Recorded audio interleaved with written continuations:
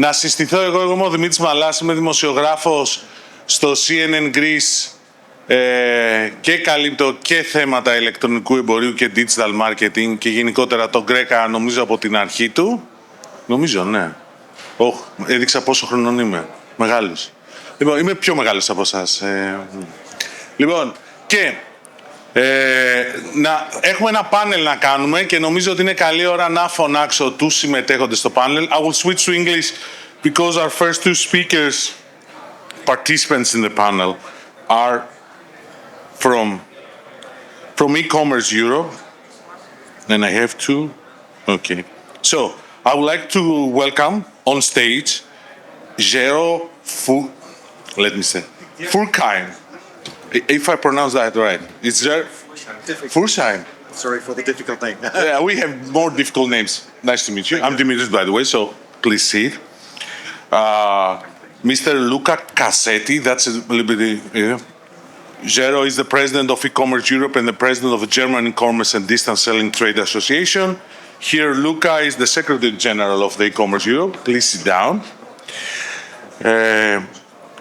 Switch to Greek. Την κυρία Κατερίνα Φραϊδάκη, η οποία είναι η πρόεδρος του Διοικητικού Συμβουλίου του GR.EC.A και e-commerce και συντονίστρια ηλεκτρονικού εμπορίου για το Ελτράν και το Εργαστήριο Ηλεκτρονικού Επιχειρήν στο Οικονομικό Πανεπιστήμιο Αθηνών. Τον κύριο Μάκη Σαββίδη, ο οποίος είναι ο αντιπρόεδρος του GR.EC.A, από τους πιο γνωστούς στο e-commerce θα έλεγα. Και last but not least, που λένε και στο χωριό μου, τη Φωτεινή Σκαπινάκη, η οποία είναι η εμπορική διευθύντρια της Αρμέντ και μέλος του Διοικητικού Συμβουλίου του GR.EC.A. Μ' άρεσε που έπεσε ησυχία μόλις είπαμε τη Φωτεινή. Μ' άρεσε αυτό. Λοιπόν, ωραία. What we're going to try to establish, I'm starting in English. I will switch to English and Greek. You know how to use evenly, I hope. Yeah, okay. It's a pretty good startup, this one, by the way. Yeah. I know them from the beginning, that's why. Good guys. And girls. Okay. I'm starting with English because we're going first to talk a little bit what's the situation of e-commerce in Europe. So, what I would like from Gero. Gero is the right? Gero, yeah. Gero. Yeah. Okay. And Luca to tell us it's how you evaluate the total course of e-commerce in Europe the last 5 years, and what is the place of Greece in this evolution of the e-commerce? So. Yeah. Okay. Thanks for the question, but I can't do anything else but starting with a word of thanks for having us here. Okay. We just had a great conversation. It's much better weather, by the way, right? Yes, absolutely. I would love to stay here with the warm weather.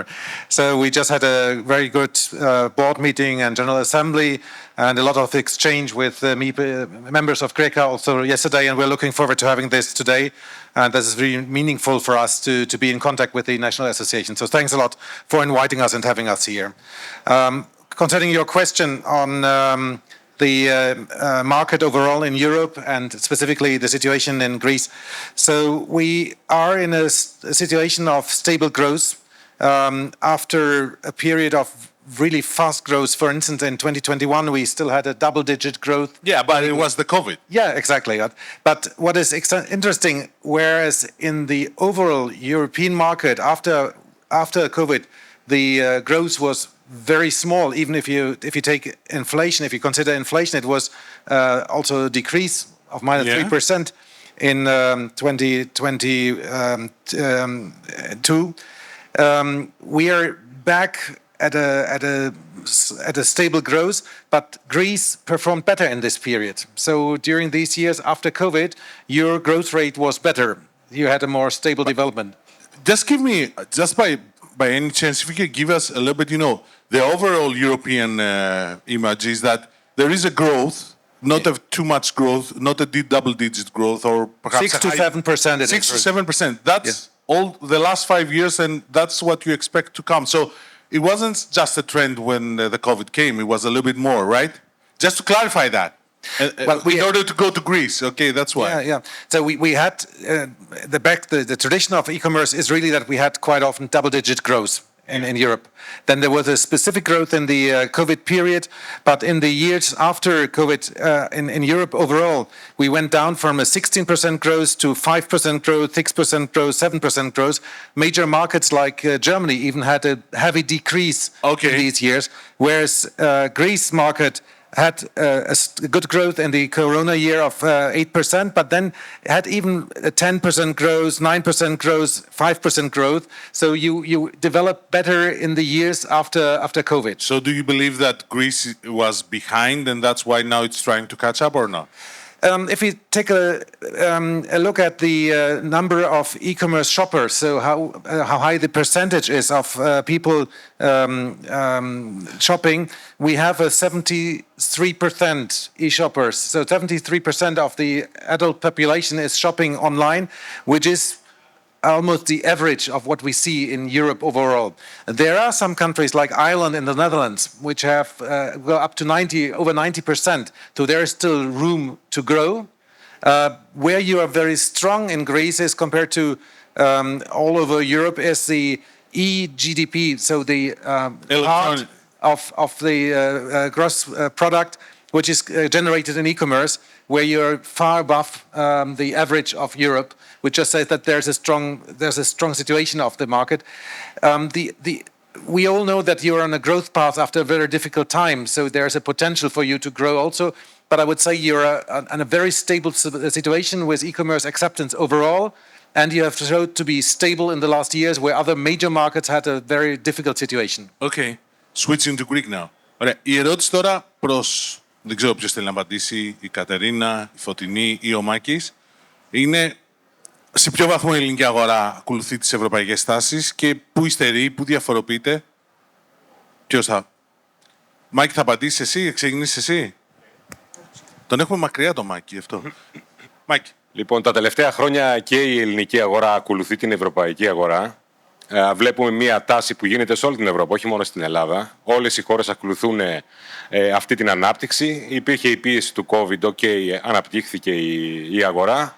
Τώρα βλέπουμε ότι συνεχίζει να αναπτύσσεται. Το θέμα με την Ελλάδα δεν είναι η ζήτηση, δεν είναι πρόβλημα ζήτησης. Υπάρχει πρόβλημα ζήτησης. Ο καταναλωτής είναι όριμος και ζητάει ψηφιακά προϊόντα και ζητάει ψηφιακές πωλήσεις. Το πρόβλημα είναι θέμα προσφοράς με την Ελλάδα. Η προσφορά έρχεται από τις επιχειρήσεις.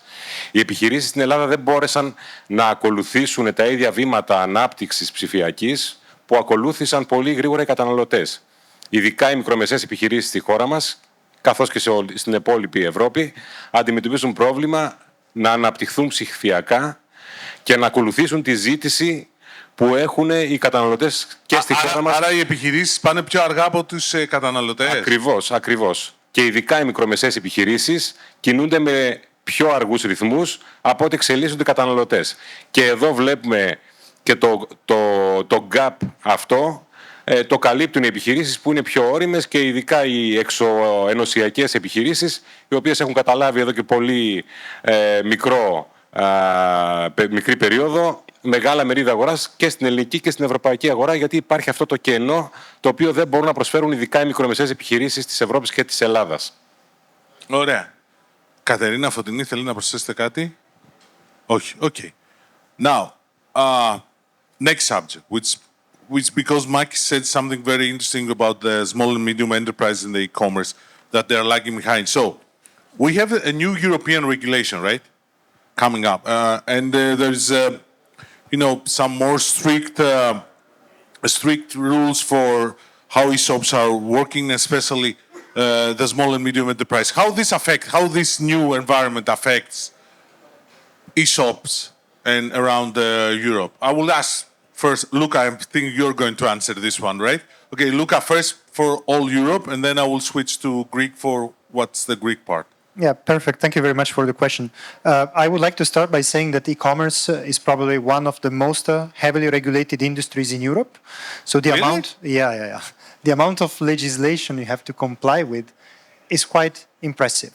So if you're a small and medium enterprise, that's a huge burden for you, right? Exactly. So it is such a burden that even the European Commission, which is the institution that is creating new legislation and proposing new legislation, decided to make simplification one of its objectives for this mandate.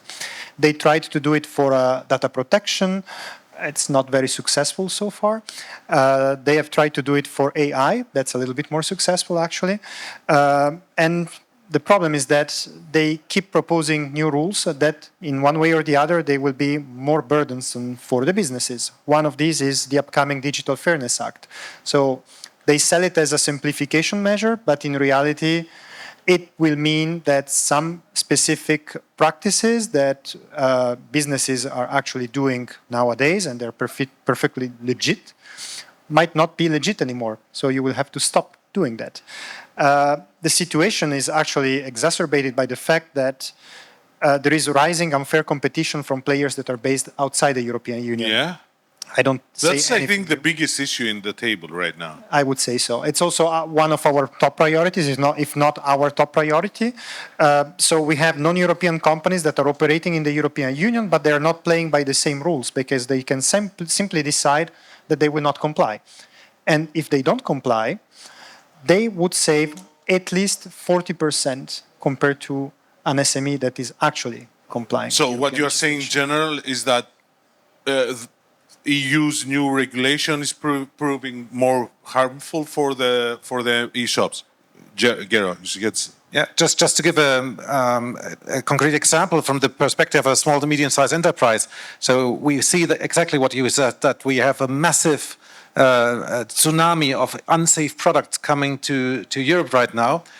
And what do? There is a new product safety regulation. Yeah. And a company like my company in design furniture, where we've been 30 years on the market, and whenever there was a problem with the safety of a product, we helped, we established contact. We don't have dangerous products, but we had to comply with new rules in December last year. For instance, giving every consumer the email address of the manufacturer and all the details on our website. So what does it mean? We had a lot of burdens. So my e-commerce team was working for several weeks on re-establishing the website. We just had to find our new complete database. We have the contacts of our salespeople there, not of the customer service departments of our suppliers. So at the end, those who have always offered service and security have extra burdens, whereas the stream of products, of unsafe products, wasn't touched and there was no enforcement against them. So the new regulation, more burden for the companies. Ωραία. Στην Ελλάδα, το πήρε η Κατερίνα τώρα. Ακούγομαι έτσι. Ναι. Τέλεια. Ακούγεται, δεν ακούγεται πίσω? Ακούγομαι, τέλεια. Θα πιαστώ από μία λέξη την οποία είπε ο Λούκας πριν και ήταν νομίζω πολύ σημαντική. Το κατά πόσο μπορούμε να κάνουμε compliance. Η Ελλάδα είναι μια διαφορετική αγορά. Και γιατί είναι λίγο διαφορετική? Αν σκεφτούμε τι σημαίνει μικρομεσαία επιχείρηση στην Ευρώπη και το τι σημαίνει μικρομεσαία επιχείρηση στην Ελλάδα, τα νούμερα εκεί διαφέρουν μεταξύ τους. Ναι. Ξέρεις πολύ καλύτερα από τον καθέναν ότι στην Ελλάδα έχουμε πάρα πολλές επιχειρήσεις που μπορεί να είναι από 1 έως 5 άτομα. Στην Ελλάδα θεωρείται μικρομεσαία μέχρι 20 άτομα. Ακριβώς, πολύ Στην σωστά. Ευρώπη είναι μέχρι 250. Χοντρικά είναι αυτή η διαφορά. Έτσι. Η εμπειρία που έχω να μοιραστώ από το Σύνδεσμο είναι η εξής. Ότι δεχόμαστε πάρα πολλές ερωτήσεις και από μέλη και από μη μέλη, τα οποία αυτό που προσπαθούν να κάνουν για αρχή είναι να καταλάβουν τι σημαίνει αυτό που έρχεται. Το να καταλάβουν σημαίνει ότι από κάπου έχουν πάρει το ερέθισμα. Και για να έχουν πάρει το ερέθισμα, αυτό προσπαθούμε να το κάνουμε σαν γκρέκα. Σαν γκρέκα προσπαθούμε να δώσουμε την επικοινωνία προς τα έξω. Από εκεί και μετά, και η Ντιμίνα Ντιζούλεβιτς που βλέπω εδώ μπροστά μου, και ο Στέλιος ο Πετρίδης και όλα τα μέλη του Διοικητικού Συμβουλίου, αυτό το οποίο προσπαθούσαμε να κάνουμε και κάνουμε συνέχεια είναι να βάλουμε σε κουτάκια τι σημαίνει κάθε αλλαγή για μια μικρομεσαία επιχείρηση. Από τα τεχνικά μέχρι και τα νομικά. Και εκεί είναι που έρχεται συνήθως η δυσκολία. Ωραία. Λοιπόν, πάμε τώρα, επειδή πιάσαμε λίγο τα δύσκολα και τα βαριά. Υπάρχει όμως μια ευκαιρία, θα συνεχίσω λίγο στα ελληνικά, πρώτα θέλω να δούμε από την ελληνική πλευρά και μετά. Υπάρχει μια ευκαιρία που λέγεται διασυνοριακό ηλεκτρονικό εμπόριο. Είναι μια ευκαιρία. Οι ελληνικές επιχειρήσεις είναι έτοιμες να αντιμετωπίσουν. Νομίζω η Κατερίνα, η Φωτεινή πρέπει να το απαντήσει αυτό. Μάκη, έτσι συμφωνείς? I will ask the same question for what's going on around Europe for the cross-country commerce. Αλλά Ναι. Είναι πάντα ένα hot topic το συγκεκριμένο. Συνήθως όταν μιλάμε για cross-border, μιλάμε για κόστος μεταφοράς τελεία. Ναι. Δηλαδή λέμε, οκ, παιδιά, πώς μπορώ να το Γι' αυτό είπα να ρωτήσω εσένα, αλλά... Ναι, συνήθως είναι, παιδιά, οκ, το τι courier cost, ο X courier πόσο μπορεί να μου το κατεβάσει κάτω, γιατί αυτό με εμποδίζει να κάνω business στο εξωτερικό, άρα αυτό είναι το μόνο μου πρόβλημα. Η απάντηση δεν είναι τόσο flat. Είναι μία αλήθεια η οποία πιενελικά αποτυπώνεται και ναι, το εμπορικό ισοζύγιο της χώρας δεν βοηθάει αυτή τη συνθήκη. Το ένα πεδίο λοιπόν ναι είναι το κόστος μεταφοράς. Το άλλο κομμάτι το οποίο έχω δει σε case studies μέσα από συνεργασίες όσον αφορά exports και brands και σε retailers είναι το κομμάτι, αν θέλετε, του localization, δηλαδή του να έχεις μία διεθνή στρατηγική, να ξέρεις για πού απευθύνεσαι, σε ποια χώρα, με ποιο τρόπο, πώς να πιάσεις τους local εκεί end users για να μπορέσεις να πουλήσεις. Και σίγουρα δεν βοηθάει πολύ και το κανονιστικό τελωνειακό πλαίσιο. Δηλαδή υπάρχει μια ατέρμονη, ατελείωτη πολυπλοκότητα όσον αφορά τις εξαγωγές. Να ξέρετε ότι στις small, medium size εταιρείες δεν έχουν ιδέα πώς να κάνουν εξαγωγές. Δεν έχουν ψάξει καν τι certifications θέλουν για να κάνουν ένα τελωνείο εξαγωγής. Οπότε γενικότερα υπάρχει αρκετό περιθώριο και για training, που είναι ένας βασικός πυλώνας και του Συνδέσμου, αλλά κυρίως έχει να κάνει με το κομμάτι της προετοιμασίας και του στρατηγικού σχεδιασμού. Είναι ένα κομμάτι το οποίο το έχουμε ανάγκη. Άρα χρειάζεται εκπαίδευση. Πολύ. Και εκεί. Σίγουρα. Μάλιστα. Gero or Luca, I don't know. What about the rest of Europe? In Greece there is a problem, there is an opportunity, but still there are a lot of things to go on to educate the market for cross-border e-commerce. What about Europe? What are the main obstacles there? If we're talking about main obstacles, I think one of the top priorities remains legal fragmentation. So the fact that when you're selling cross-border, you cannot rely on the same rules that you have in your own country. Even if you have harmonized laws like the GDPR, still the interpretation and the application of the GDPR is done by national authorities. And in some cases, including Germany, federal state, where they have 17, 16 data protection authorities, they don't agree on the same interpretation of GDPR. So imagine multiplying that by all the European countries. So we have a single market that is not so single anymore, because we have either minimum harmonization approaches by the European Commission, or if there is a full harmonization approach on GDPR, for example, or other legislation, there might still be member states that will go beyond what the European Union is imposing. That's the story of the European Union in all sectors, I would say. Yeah, and that's our fight as If you go to the telecoms market, it's the same conversation going on in the retail market, in the e-commerce market, everywhere. So we need more harmonization. That's of You course need what more we are harmonization, fighting for. yes. And we need less red tape. There are also specific country-related procedures when it comes to e-commerce that you need to be aware of if you decide to expand to that specific market. And if you don't know that, then you might be fined. So let's add to this that the rules are too complex to be understood by SMEs. I think it was also mentioned before by one of you. So it's too complex. So if you're a one or two person business, how can you understand like all the amount of rules that you have to comply with? Okay, I would like to sum it up a little bit, because we're talking about a lot of dangers. Which is the biggest danger for e-commerce in Europe? It's the international competition from... I will ask Luca or Gero first, and then I'll go to Mike's for that. I was sure about to ask Mike's. Okay, what's the biggest danger? The international competition, the operating cost, which is now a huge subject everywhere, or perhaps this whole regulatory, this regulatory burden, as you mentioned. So, I don't know, Gero, you would like, what's the biggest danger? Well, I think the biggest danger is that we have this perfect storm of all these things happening together. So we have... international competition is fierce already if it is on a level playing field, but we have not a level playing field at the moment. But still, if rules are applied, it's still a big competition with big organizations coming mainly from also the United States. So we have to fight there as small enterprises. We have also the consumption, the market overall, which is just under pressure if the mood is not good. And we have a lot of regulatory burdens. And we see sometimes that even if there is a harmonization, if there are systems which are made to make it easier for small, medium-sized enterprises to do cross-border business, like, for instance, a one-stop shop for VAT, which basically it's a simplification, and it is taking away a situation that some countries before, where in the moment that they said if they reach a certain threshold, they stop exporting to another country because they don't want to do all the registration process in the other country.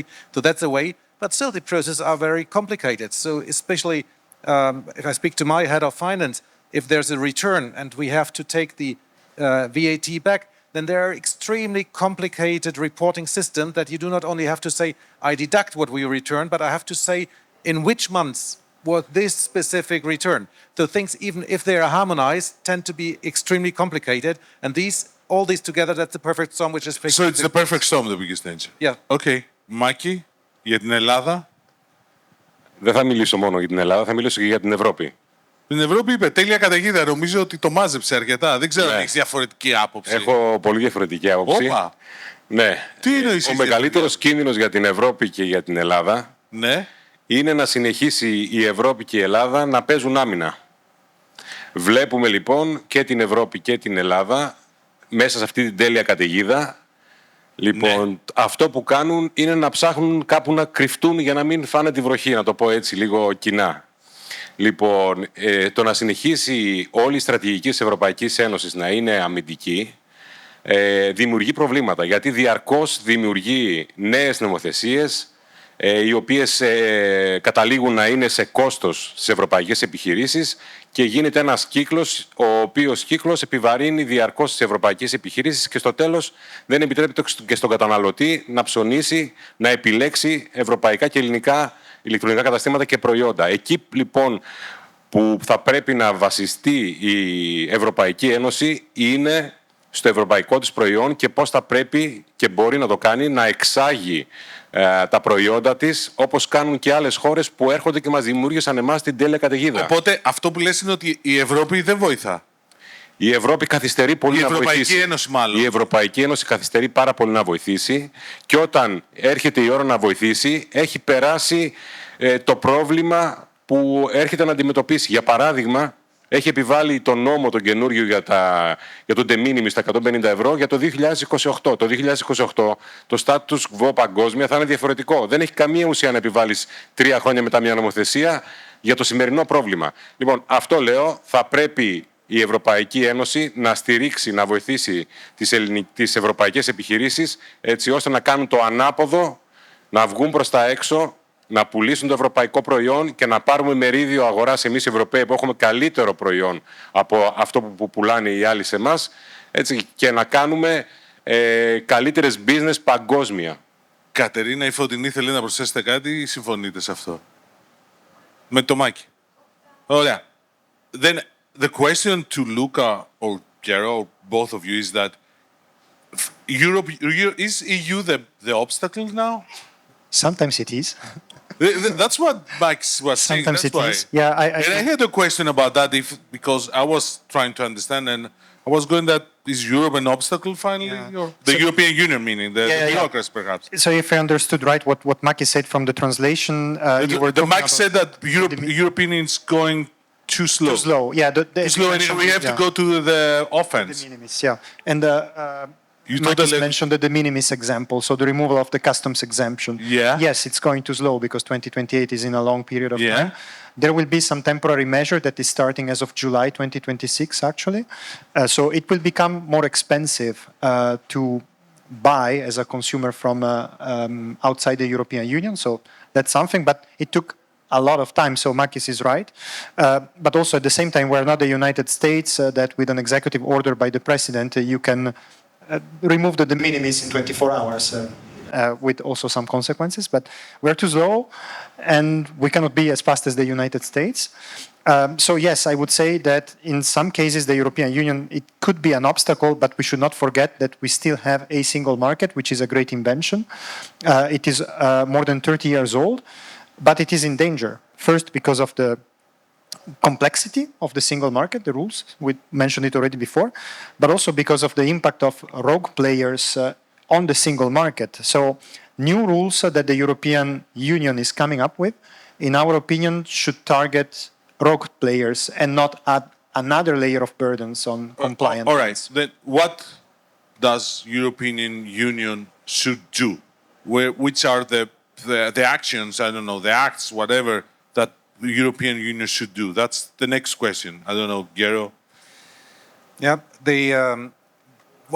first, let me take a look at what is the alternative. The alternative is what we had in some country that I said, okay, we don't want to wait for European Union to decide, and they had local handling fees. And so now at the end you had a totally disproportionate view because everybody did something on its own. So at least we think that when European Union finally takes an action, we have to have a sunset clause on all these different national measures, that at the end there's really a harmonized market. And what is so important is that if there are no fees, at the end it is not the interest to have an unsafe product be more expensive, but an unsafe product should simply not arrive on the European market. So the money must be used to have effective controls. There is a big project of the Union Customs Code, the new code, where the whole principle is that shipment must be announced, that it's on a digital data hub in the Europe, just with a new authority. The idea is good, but it just takes an awful lot of time. So we have to be faster and more, I don't know, more resilient perhaps, and more decisive.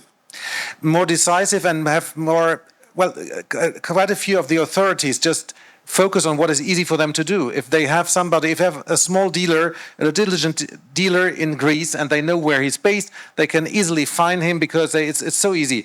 But the big problem is sometimes a much bigger company from China, and there it is difficult. So, but they still have measures. For instance, they can check whether the responsible person in terms of product safety is really a person who has a real contract. So focus on the things which really attack the rogue dealers, on those who are creating the biggest problem, and not focus on those where enforcement is easier because you just know where the address is and where the person is placed. Okay. Δεν ξέρω τώρα, Κατερίνα, Φωτεινή, Ιωμάκης, τι πρέπει να γίνει? Ποιες πρέπει να είναι οι παρεμβάσεις που πρέπει να κάνουμε? Για να το κλείνουμε σιγά. Ξεκινήσει ο Μάκης. Έχετε όμως και εσείς δύο να πείτε, μου φαίνεται, ναι. Ωραία. Για να το κλείνουμε σιγά σιγά, γιατί έχουμε... Οι παρεμβάσεις λοιπόν που πρέπει να γίνουν από την πλευρά της Ευρωπαϊκής Ένωσης είναι πρώτα απ' όλα η απλοποίηση των λειτουργικών διαδικασιών και των γραφειοκρατικών διαδικασιών. Αυτό είναι ένα σημείο κλειδί, γιατί όπως προείπα, όλο αυτό δημιουργεί στο τέλος ένα κόστος για τις επιχειρήσεις, και ειδικά για τις μικρές. Νομίζω το πόθηκε αρκετές φορές αυτό. Και από σένα και το δεύτερο θα πρέπει να επιταχύνει τις αποφάσεις που παίρνει, έτσι ώστε να είναι aligned με την εποχή σήμερα. Ωραία. Λοιπόν, και το τρίτο είναι και σημαντικότερο, είναι η απλή και σημαντική ερώτηση είναι εάν θα πρέπει η Ευρωπαϊκή Ένωση να βάζει πάντα πρώτα τις επιχειρήσεις και μετά να βλέπει τα υπόλοιπα που είναι σημαντικά μεν, αλλά δεν διευκολύνουν τις επιχειρήσεις. Οι επιχειρήσεις λοιπόν θα πρέπει να διευκολύνονται πρώτα και μετά να διασφαλίσουμε το consumer rights, sustainability και όλα αυτά που έχουν θεσμοθετηθεί σαν νόμοι στην ευρωπαϊκή κοινότητα. Πρέπει να ξεκινήσουμε από τις επιχειρήσεις, να τις διευκολύνουμε να αναπτυχθούν, να βγουν προς τα έξω, να πουλήσουν το προϊόν και να κρατήσουμε μια ισορροπία με όλα τα υπόλοιπα αυτά που είναι το κεκτημένο της Ευρωπαϊκής Ένωσης. Κατερίνα ή Φωτεινή, δεν ξέρω ποια θέλει να απαντήσει. Δεν ξέρω αν ακούγομαι με αυτό. Ακούγεσαι. Ακούγομαι, τέλεια. Αλλιώς δώσε το δικό μου. Όχι. Χτες είχα μια πάρα πολύ ενδιαφέρουσα συζήτηση με τους ανθρώπους του e-commerce Europe. Ναι. Αυτό το οποίο καταλήξαμε είναι το εξής, ότι θα πρέπει αυτό που ονομάζουμε διασυνοριακό εμπόριο να γίνεται μεταξύ των χωρών της Ευρωπαϊκής Ένωσης. Αυτή τη στιγμή, λόγω του ότι νομίζω ότι δεν έχουμε μια ενιαία πραγματική στρατηγική και προσπαθούμε απλώς να ακολουθήσουμε την νομοθεσία ο καθένας με το δικό του τρόπο, αφήνουμε χώρο σε πάρα πολλές εταιρείες εκτός Ευρωπαϊκής Ένωσης να πάρουν κομμάτι και μερίδιο της αγοράς που μπορεί να μείνει μέσα στην Ευρωπαϊκή Ένωση. Μας. Οκ. Φωτεινή. Να πιάσω λίγο το τελευταίο, ότι η αλήθεια είναι ότι στο χώρα προορισμού αυτός που έχει τον πρώτο λόγο είναι η local χώρα. Ναι. Εκεί είναι ένα πρόβλημα όντως, γιατί ο καθένας έχει τις δικές του τέλος πάντων ιδιαιτερότητες. Άρα θα συμφωνήσω με τον Μάκη ότι ο χρόνος είναι εχθρός, δηλαδή δεν έχουμε άπλετο χρόνο, γιατί το ίδιο πράγμα που αντιμετωπίζουμε στην Ελλάδα, το ίδιο πράγμα αντιμετωπίζει και η υπόλοιπη Ευρωπαϊκή Ένωση όσον αφορά τη διεκδίκηση μεριδίων αγοράς από τα marketplaces της Απανατολής. Εγώ θα πω ότι ένα επίσης σημαντικό κομμάτι πέραν από την απλούστευση των τελωνειακών διαδικασιών και την επιτάχυνση τέλος πάντων της διαδικασίας μέτρων, έξτρα μέτρων για το κομμάτι των marketplaces, είναι ότι τα marketplaces έχουν ευθύνη. Δηλαδή νομίζω ότι κάπως καταμερίζεται το responsibility στον seller και στο impact που έχει ο τελικά. Το ενδιάμεσο κανάλι, το middleware αυτό, είναι cloud. Δηλαδή είναι σαν να μην έχει ευθύνη. Εγώ, παιδιά, ένα commission παίρνω, δεν ασχολούμαι, δεν ξέρω τι certifications χρειάζεται. Δηλαδή, γενικότερα ότι είναι κάτι το οποίο είναι πολύ ομιχλώδες. Άρα πρέπει να υπάρχει μεγαλύτερο accountability από όλες τους εμπλεκόμενους και όλο το chain. Για να υπάρχει και ο έλεγχος. Μάλιστα. Λοιπόν, ευχαριστώ πολύ. Thanks very much. I think we can continue the conversation upstairs, right? And you've been upstairs or not? Of course. Okay, so you know it's really beautiful, and I'm waiting for the beers because Stelios has asked me for if I want a beer, but I don't know. I need a beer. Anyway, ένα χειροκρότημα παρακαλώ. Ευχαριστούμε πάρα πολύ. Thanks very much. I hope to do that again next year, perhaps with a different, I don't know, set.